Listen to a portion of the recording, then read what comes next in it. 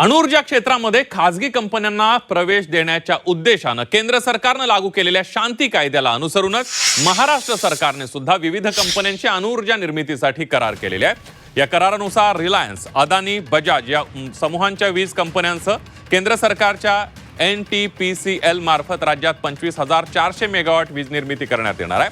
हे प्रकल्प कोकणातील रत्नागिरी जिल्ह्यातील बारसू, त्याचबरोबर पूर्णगड आणि सिंधुदुर्गातील देवगड इथं उभारण्यात येतील।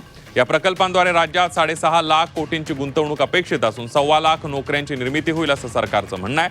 देशाच्या नागरी अणुऊर्जा क्षेत्रांमध्ये आमूलाग्र बदल घडवून आणण्यासाठी केंद्र सरकारनं काही महिन्यांपूर्वीच शांती कायदा लागू केलाय। या कायद्याच्या माध्यमातून सन 2047 पर्यंत देशामध्ये 100 गिगावॉट इतकं अणुऊर्जा निर्मितीचं उद्दिष्ट ठेवण्यात आलेलं आहे आणि त्यासाठी खासगी कंपन्यांनाही अणुऊर्जा निर्मितीमध्ये प्रवेश देण्यात आलेला आहे। एक नजर टाकूया या करारांवर।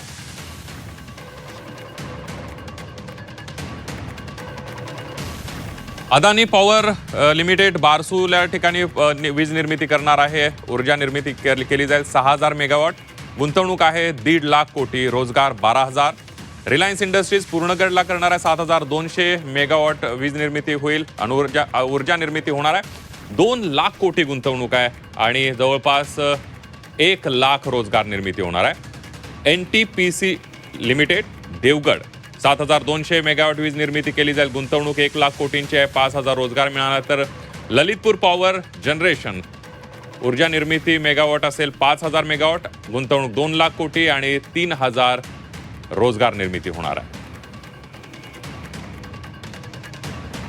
बेसलोड करता भारताला न्यूक्लिअर एनर्जीची आवश्यकता आहे आणि म्हणूनच पहिल्यांदाच भारत सरकारने शांती हा कायदा तयार केला आहे, ज्याच्यामध्ये न्यूक्लिअर सिव्हिलियन यूज आता अलाव केलेला आहे आणि त्यातनं काल आपण महाराष्ट्रामध्ये 25,000 मेगावॅटचे 4 करार हे न्यूक्लिअर एनर्जीच्या क्षेत्रामध्ये केलेले आहेत।